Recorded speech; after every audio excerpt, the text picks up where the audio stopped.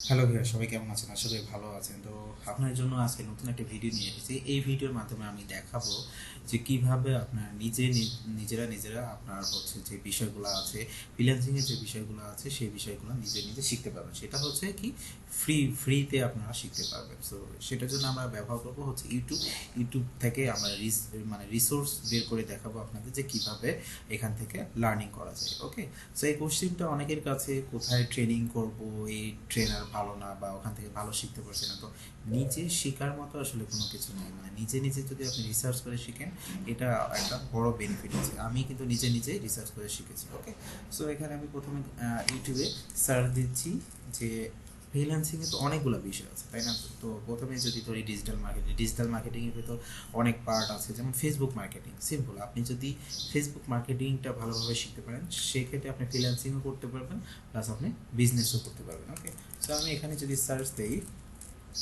যে Facebook marketing, ওকে, এটা লিখে সার্চ দিচ্ছি, তো আমার সামনে কি অনেকগুলা রেজাল্ট দেখাচ্ছে ফেসবুকের। সো এখানে দেখেন একটা একটা করে ভিডিও আছে, কিন্তু এটা 2 ঘন্টা 53 মিনিটে, তারপর 11 মিনিট বা 14 মিনিট। তো এই ছোট ও সময়ে কিন্তু আপনি ভালোভাবে শিখতে পারবেন না। এটার কারণে আপনাকে কী করতে হবে, ফুল কোর্সটা করতে হবে বা অনেকগুলো বিষয় একসাথে জানতে হবে।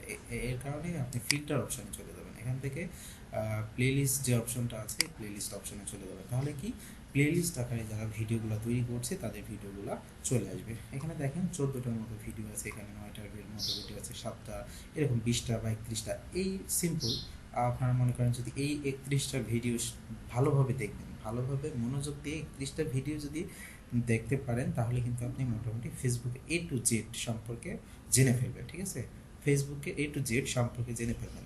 তারপরে আপনার নিজের বিজনেসেও এটা ইমপ্লিমেন্ট করতে পারবেন বা ফ্রিল্যান্সিংয়েও, সব ক্ষেত্রে। ওকে, আপনার জবের ক্ষেত্রেও কিন্তু এটা হচ্ছে খুবই দরকারি। সো আমরা যদি আরও একটা কিওয়ার্ড দিয়ে সার্চ দিই, যেমন আপনি মনে করেন এসিও শিখবেন, তাই না?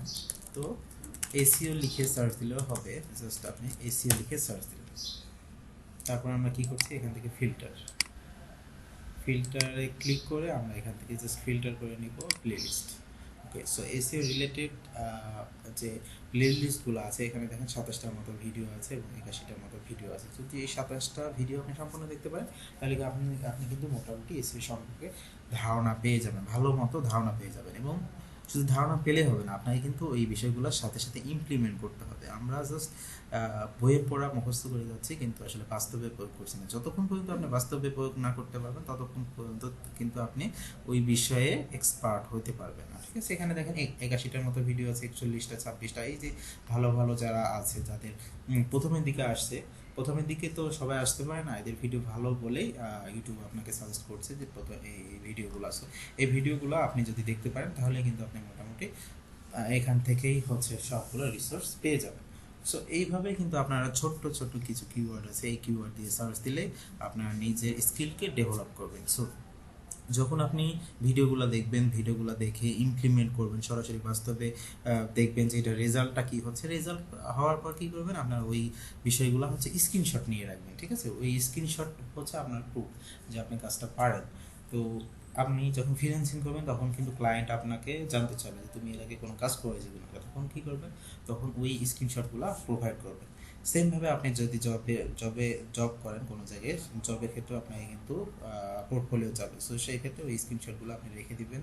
তাহলে কি হবে, আপনি দেখালে জবটা বা ফ্রিল্যান্সিংয়ের যে জবটা আছে সেই জবটা কিন্তু পেয়ে যাবেন। সো আশা করি আপনারা বিষয়টা বুঝতে পেরেছেন। এইভাবে সার্চ দিয়ে আপনারা কিন্তু বাসায় বসে স্কিল ডেভেলপমেন্ট করতে পারেন। এবং ট্রেনিং সেন্টারের কথা আমি বলি, ট্রেনিং সেন্টারে দেখা যাচ্ছে অনেক সময় ব্যয় হয়, বিশেষ করে ঢাকা শহরের জন্য জ্যাম, আরও বিভিন্ন যারা জব করছেন পাশাপাশি যদি এটা স্কিল ডেভেলপ করতে পারেন, তাহলে আপনাদের কিন্তু নিজেদের অনেক উপকার হবে। এবং যারা স্টুডেন্ট অবস্থায় আছেন, তাদের জন্য বিশেষ করে এটা একটা বড় ফ্যাক্ট। কারণ হচ্ছে এখন দিন যত যাচ্ছে, তত কিন্তু স্কিলফুল ব্যক্তিদেরকেই হচ্ছে জবে নিচ্ছে। সো আমাদের অবশ্যই স্কিলটা ডেভেলপ করতে হবে। সো আজকের ভিডিওটা এই পর্যন্তই। আমার ভিডিওটি যদি ভালো লেগে থাকে, তবে অবশ্যই আমার চ্যানেলটি সাবস্ক্রাইব করে রাখবেন নতুন নতুন ভিডিও পেতে।